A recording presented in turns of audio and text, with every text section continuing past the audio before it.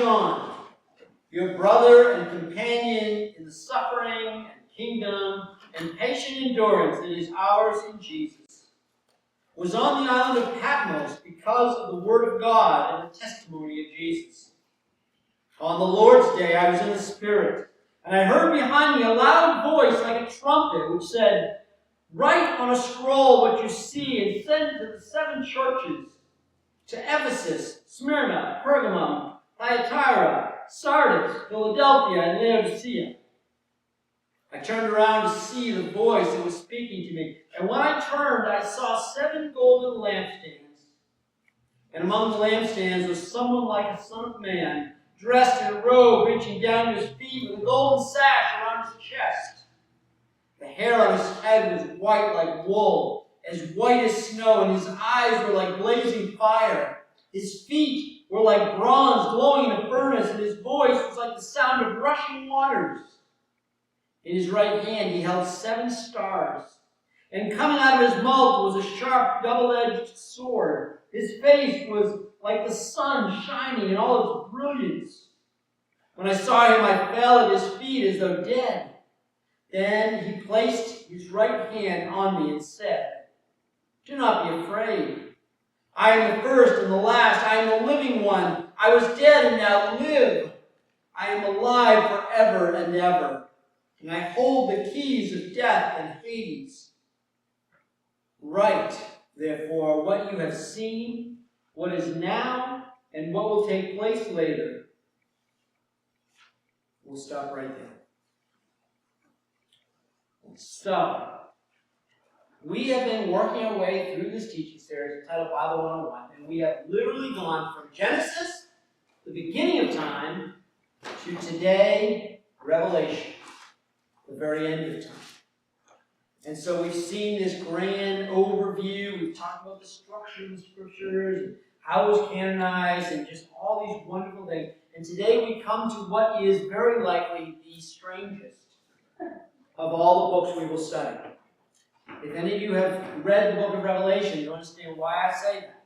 Because it is packed full of odd symbolism and dramatic battle scenes and spiritual warfare.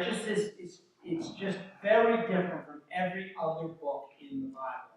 Except that in the Gospels there are various little snippets of some apocalyptic things. So just a little overview. Who wrote the book of Revelation? Does anybody know? John. It is the revelation to John, the same one who wrote the Gospels, the same one who wrote to John his letters 1, 2, and 3, right? The same one. This one who was considered to be the one closest to Jesus. And John was the only one among the 12 disciples who was not martyred for his faith. He says in the opening paragraph that I read, "I write to you from Patmos." Patmos was an island prison. Right? Think Alcatraz, right? And so he died in prison, unlike the other disciples who were put to death.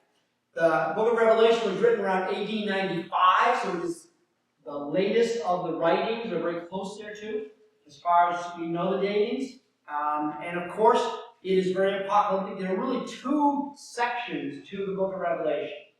The first section, which takes up the first 3 or 4 chapters, are the letters to the churches.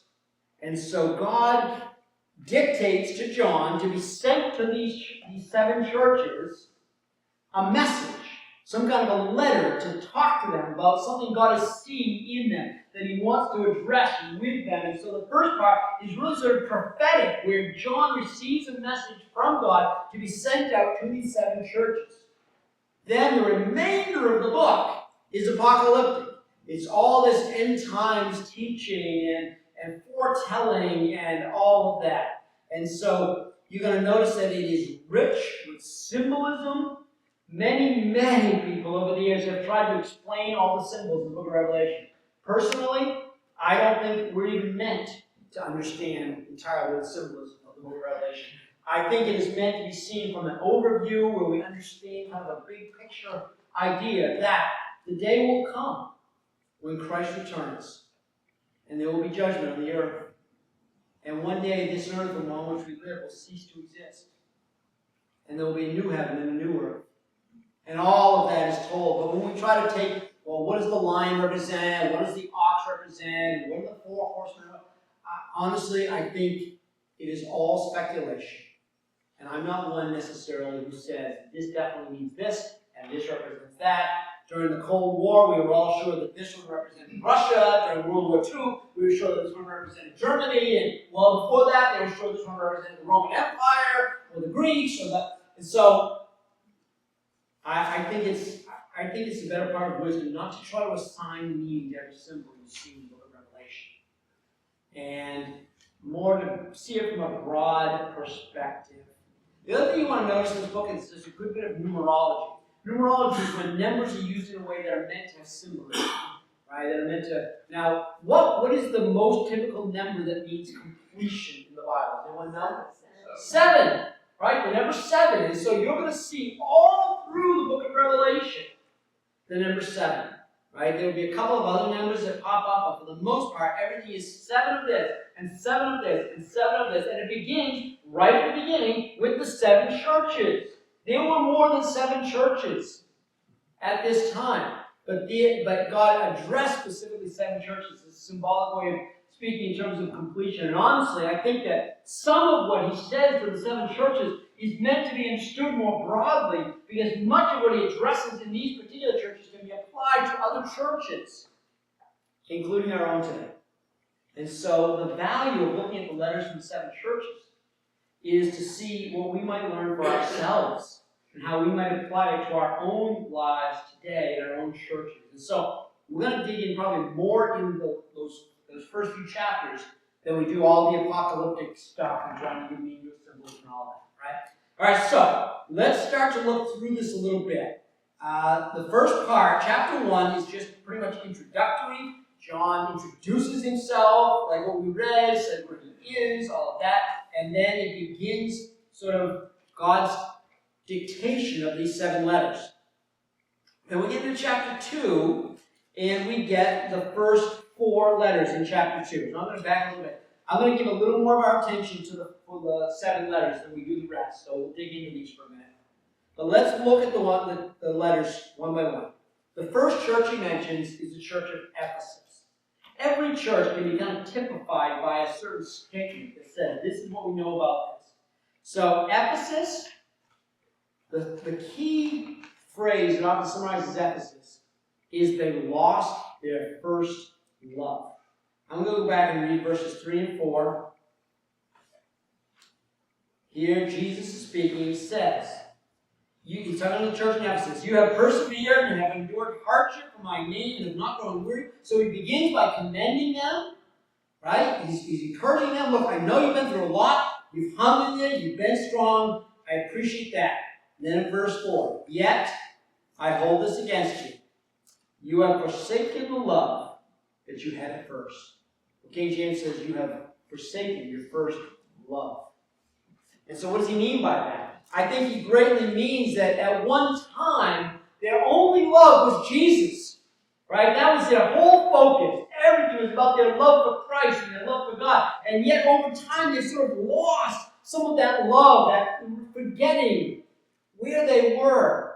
I don't know how many of you, sometimes we grow up in the Christian faith and we've just always been a Christian. Sometimes we have somewhat of a conversion experience, a more dramatic conversion experience. We went from maybe living more of a secular life to coming to Christ somewhere along the way, and we remember, maybe that happened in adulthood, and we remember what it was like when we first came to Christ. Right? This powerful transformational experience. Or for some of us, maybe we had a reawakening at some point in our faith journey where our faith had become somewhat less important to us, but then something happened, and so there was this point in our faith life where it was just so important to us, and so powerful, and so passionate. That's the first love that Jesus is speaking of. And so that church in Ephesus at one time, Jesus was everything to them. But they got to this place where they lost their first love. They forgot what it was like to be overwhelmed with love for Christ. And so he just challenges them and says, hey, listen, I'm holding this against you. You've lost your first love. You've forgotten what it was like when you first...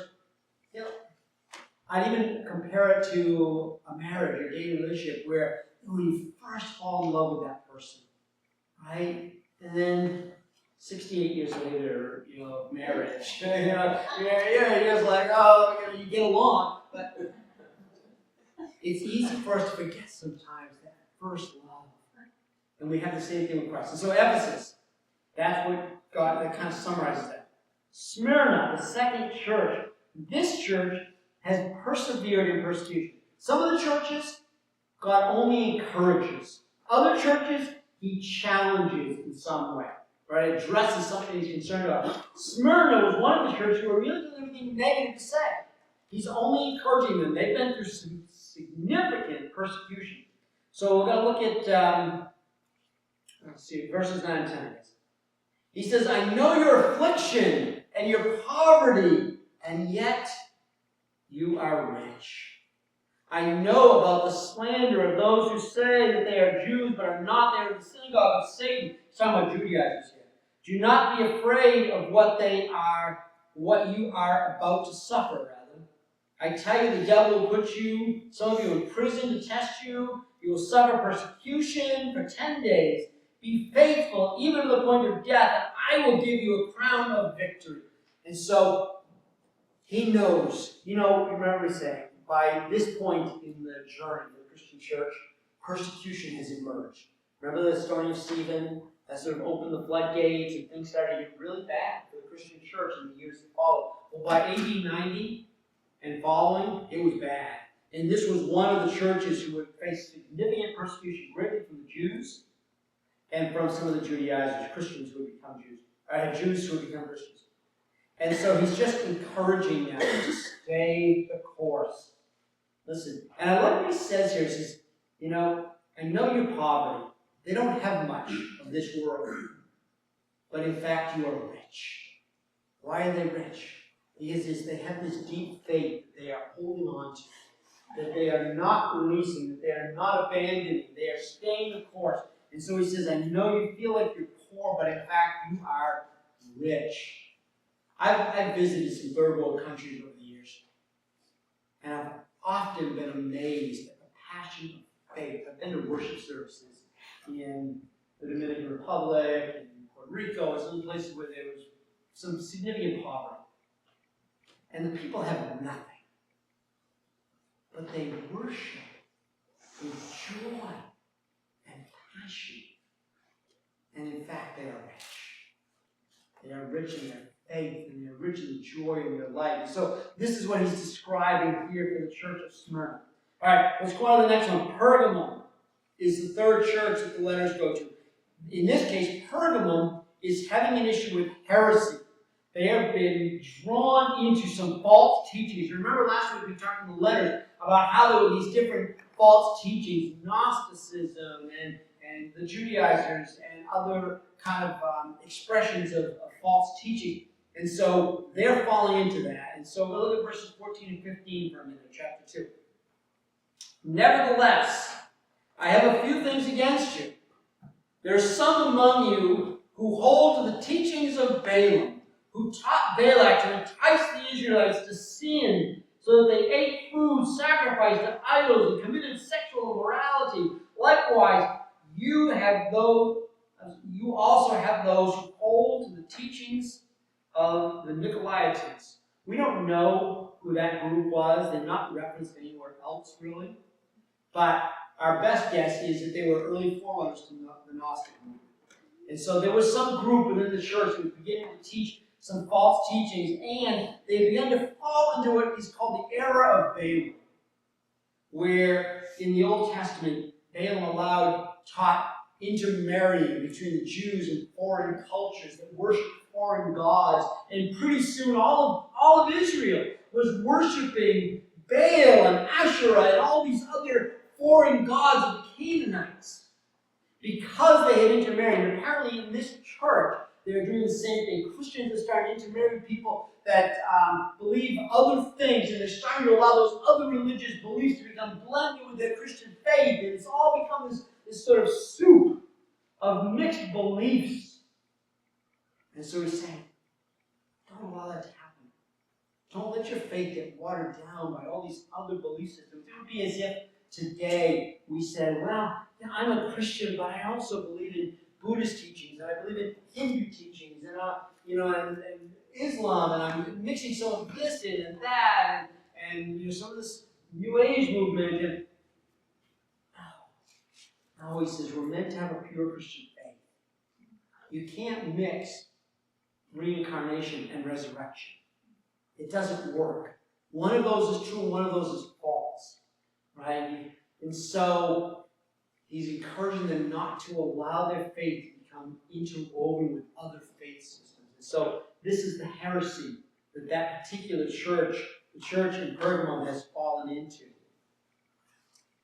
The fourth church is Thyatira, and it has tolerated a Jezebel.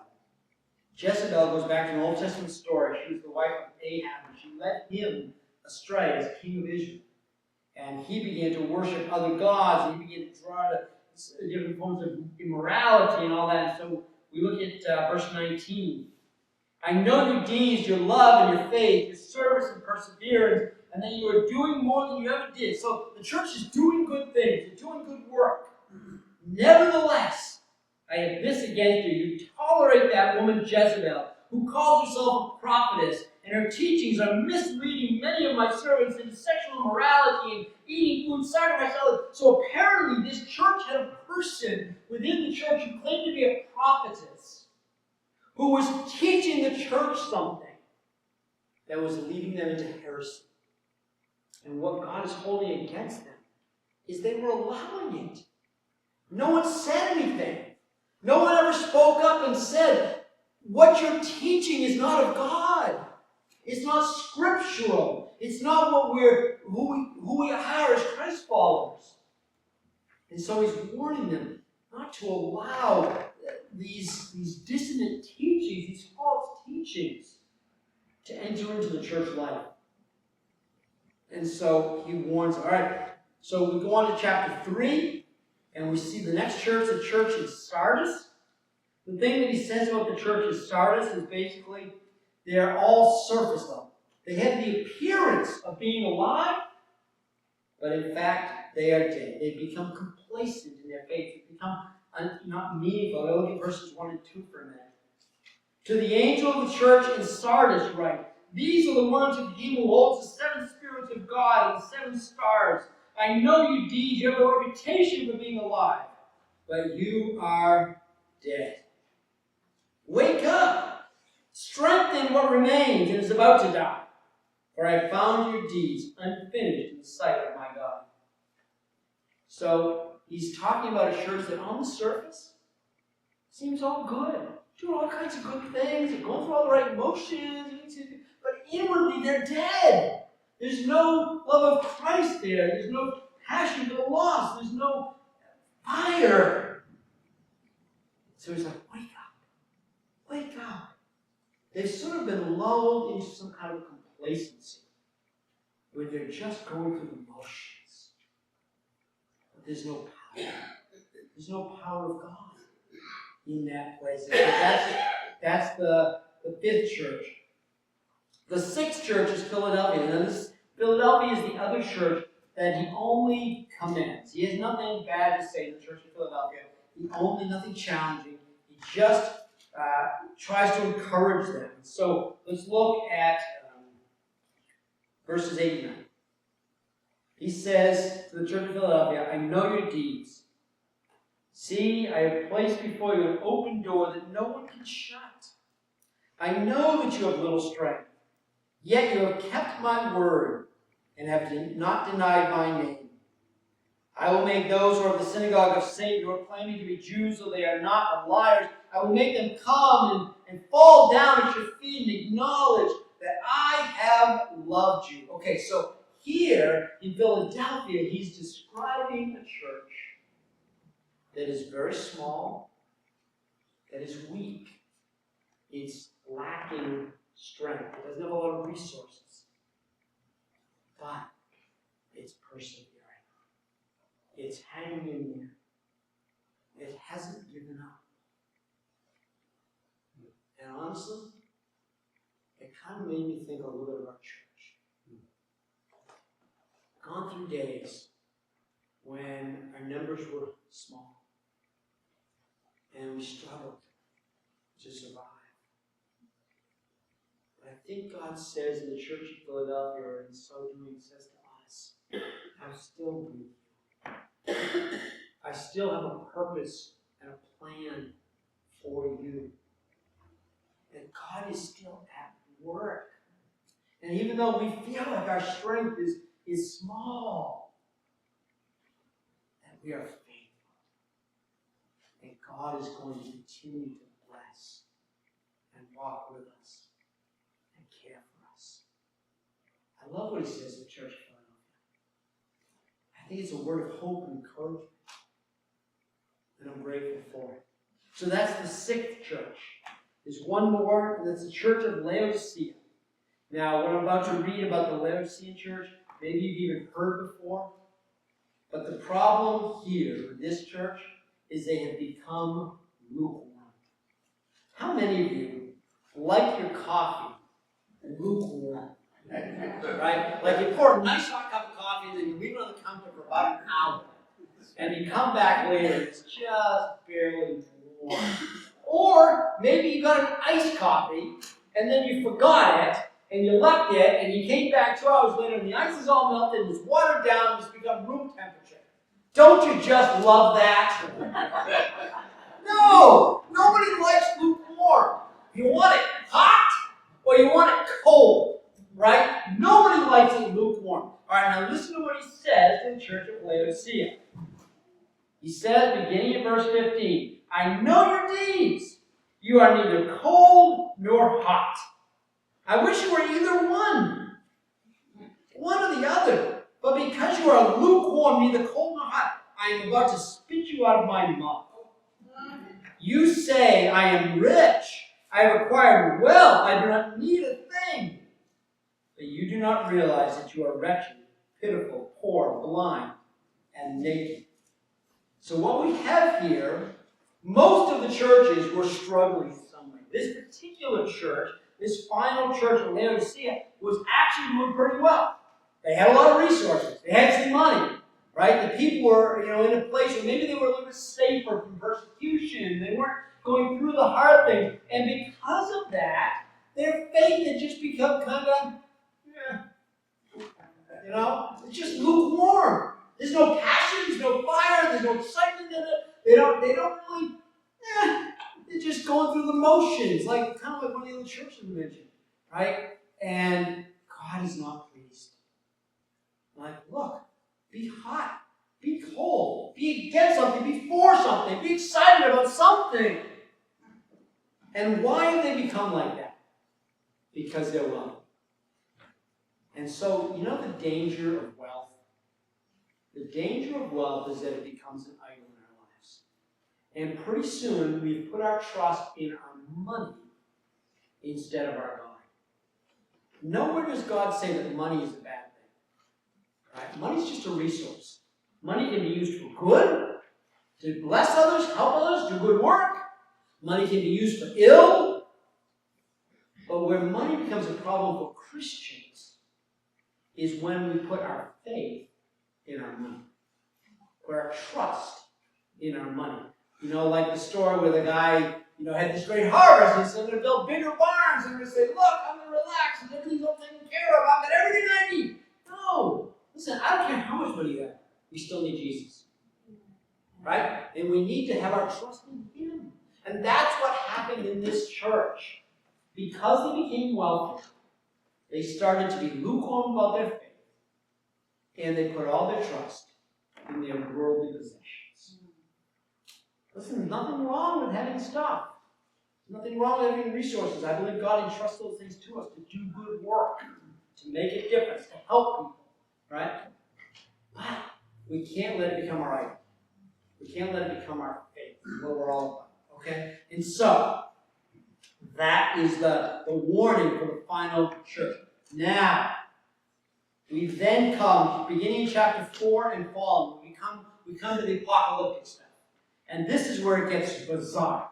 right? And there's all this symbolism and imagery and battle scenes and stuff, and we're going to run through it in about 5 seconds, okay? Chapter 4, we have this vision of the throne, and John sees Jesus seated on the throne and surrounded by the 4 living creatures, and he describes the scene that he is.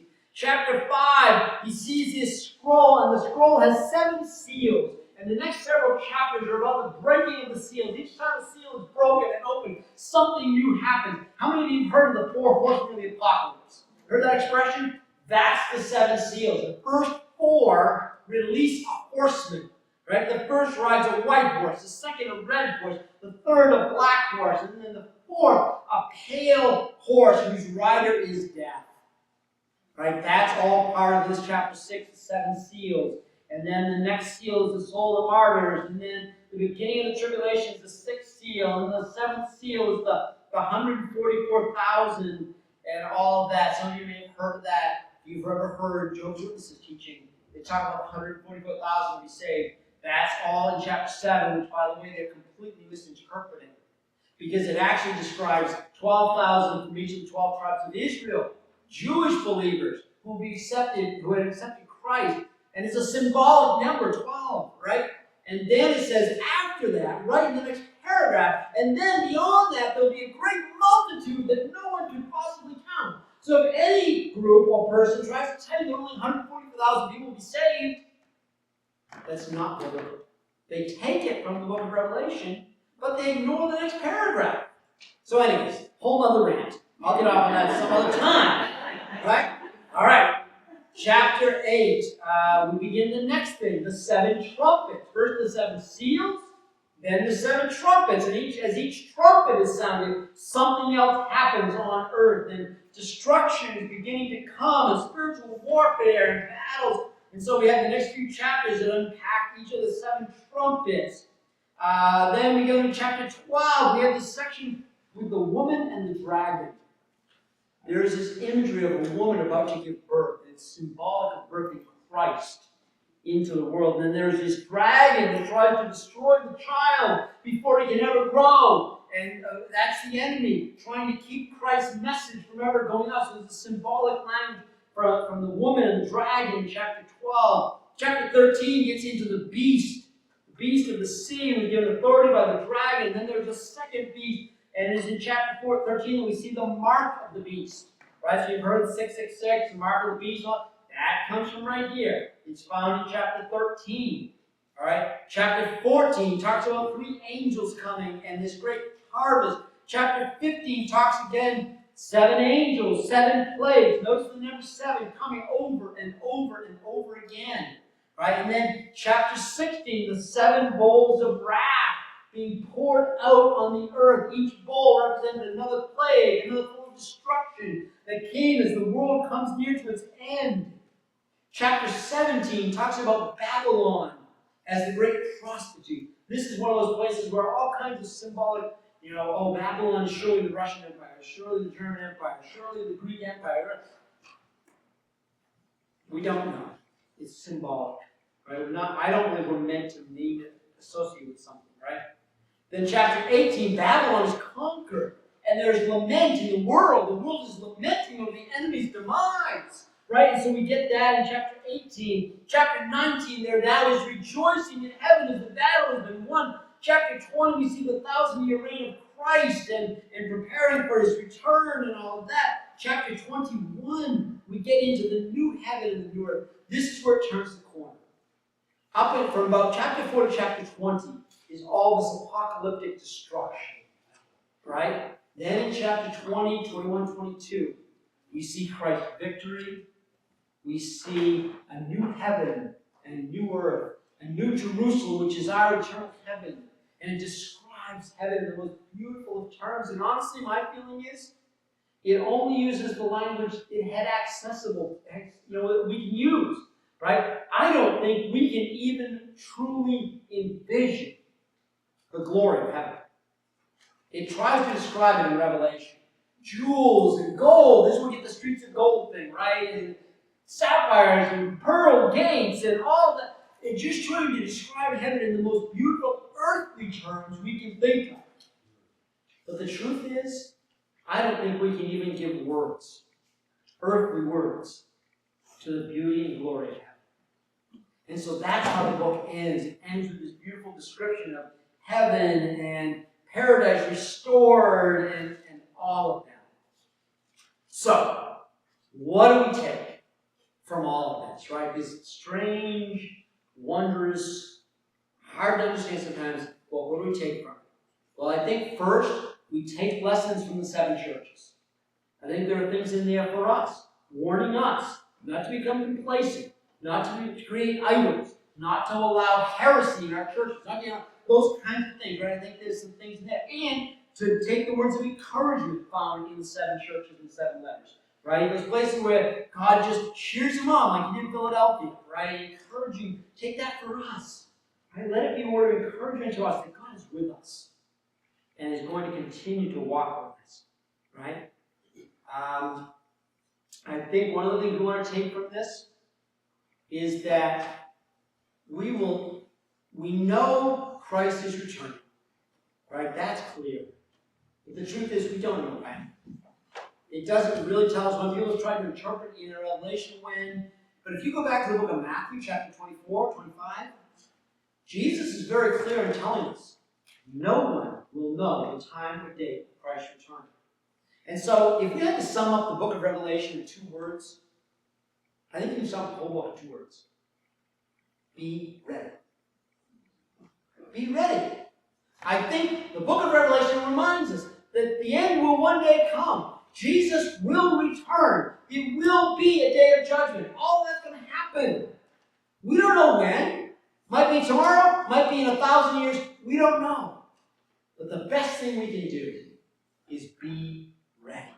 It's like the parable in Matthew about the 10 virgins. 5 of them kept their lamps filled with oil and their wick trimmed. They were ready when the bridegroom arrived. The other ones weren't ready. Just to remind you, just be ready. We don't know when Christ will return. But the best thing we can do is just to live our lives in a way that whenever that happens, we'll be ready. We're just living faithful, godly lives. So that we're, whenever he shows up, we'll be ready. It'll be okay. We have nothing to fear. And then, I think one of the most important lessons we can take from the book of Revelation, and we see it at the very end, chapters 21 and 22. Heaven is real. There is a beautiful dwelling place of God where one day we will live forever in his presence. It's real, and it's beautiful, and it's glorious. And I think this is probably the most exciting lesson in the book of Revelation.